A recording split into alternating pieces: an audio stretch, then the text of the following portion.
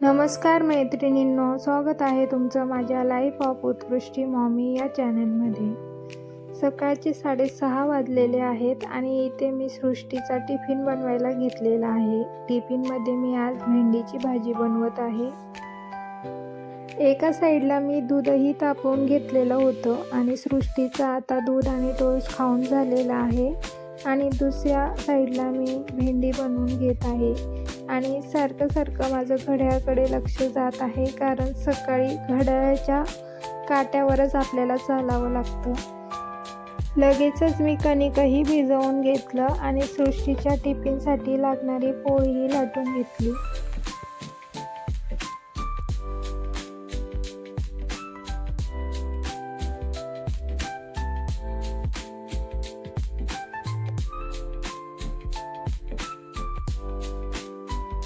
त्यानंतर भाजी थंड झालेली होती, तीही मी टिफिनमध्ये छान भरून घेतली आणि टिफिन पॅक करून घेतला। टिफिन पॅक झाल्यानंतर मग मी सृष्टीची थोडीफार तयारी करून दिली।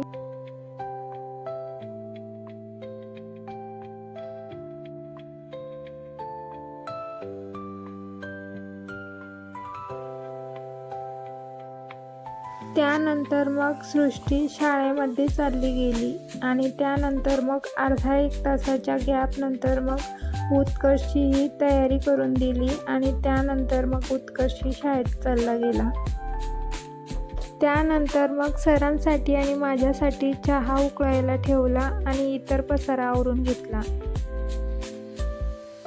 उत्कर्ष आणि सृष्टी गेल्यानंतरच मी घरामध्ये झाडू वगैरे मारायला सुरुवात करते, कारण त्यांची तयारी करता करता बराचसा पसारा झालेला असतो आणि त्यानंतर मग मी सगळ्या वस्तू जागेवर ठेवते आणि बेडशीट वगैरे छान लावून घेते आणि त्यानंतरच घरातला केर काढायला घेते।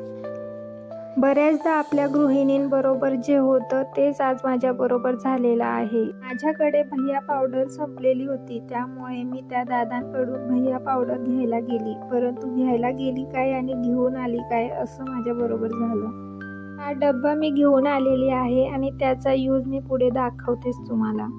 त्यानंतर मग सगळे कपडे मी मशीनला लावून घेतले। ज्याप्रमाणे आपलं माहेर असतं की तिथे एखादी खोडकर मुलगी असू द्या किंवा मग एखादी शांत मुलगी असू द्या, तिचं स्वागत अगदी आनंदाने केलं जातं, त्याचप्रमाणे हा झोकाही आमचा प्रत्येक वस्तूचं माहेरघर आहे।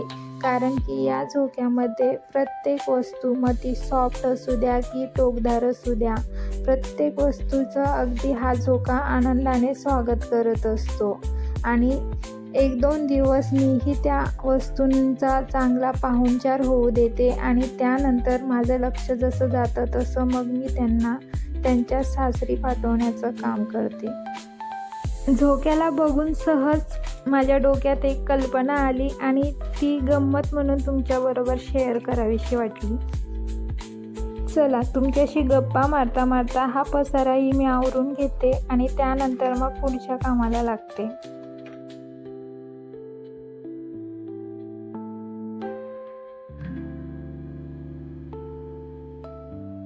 मुलंही शाळेतून आलेली आहेत आणि सकाळची सगळी कामं माझी आवरली गेलेली आहेत। त्यानंतर मग परीच्या मम्मीने, म्हणजे आमच्या वरच्या फ्लोअरवर ज्या ताई राहतात, त्यांना ऊस हा वानोळा म्हणून भेटलेला होता आणि त्यांनी आम्हालाही तो ऊस दिलेला आहे आणि मुलं काही स्वतः ते सोलून खाणार नाही, त्यामुळे मग मी त्यांना छान ऊस सोलून दिले आणि त्यानंतर मग त्यांना ते खायला दिले। ऊसला बघून मला माझ्या लहानपणीचे दिवस आठवले। आपण जेव्हा लहान असायचो त्यावेळेस जर आपल्याला ऊस वगैरे भेटला तर आपल्याला ते कोणी सोलून वगैरे द्यायचं नाही, ते मस्तपैकी आपल्या स्वतःच्याच दाताने छान तोडून घ्यायचं आणि छान त्याचा आनंद घ्यायचा आणि तो आनंदही काही वेगळाच होता। इथे उत्कर्ष सृष्टी दीदीला कन्व्हिन्स करत आहे की माझा आवडता प्रोग्राम टीव्हीला मला लावून दे असं। सृष्टीने त्याला नकार दिल्यावर त्याला मात्र राग आला आणि मग तो तिला चिडवत होता। दीदी मला टीव्हीला प्रोग्राम लावून देत नाही, तेच तो कॅमेऱ्यासमोर बोलून दाखवत आहे।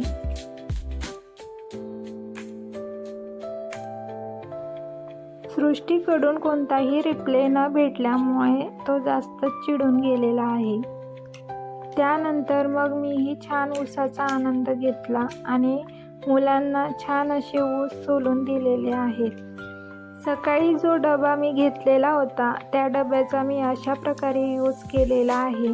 डब्याच्या प्रत्येक सेक्शनमध्ये डेली यूजच्या वस्तू मी अशा शॉर्टिंग करून ठेवलेल्या आहेत. त्यानंतर मग संध्याकाळी थोडा टाईम होता स्वयंपाकाला, तिथपर्यंत मग मी छान असं बेसिंग स्वच्छ करून घेतलं आणि बेसिंग स्वच्छ करत असताना उत्कर्षचीही मध्ये मध्ये लुडबुड चालू आहे. त्यानंतर मग मी आता संध्याकाळची देवपूजा करून घेत आहे. लहान मुलं आपण करत असलेल्या कृतीचं अनुकरण करत असतात आणि निरीक्षणही करत असतात आणि ते कसं ते मी तुम्हाला पुढे सांगतेच. रोज मी ओले कपडे खुर्चीवर पसरवून ठेवते. ते उत्कर्ष बघत असतो आणि मी देवपूजा करत होती तिथपर्यंत त्याने त्याच्या पद्धतीने असे खुर्चीवर कपडे पसरवून ठेवले आणि हे बघून मला खरंच समाधान वाटलं.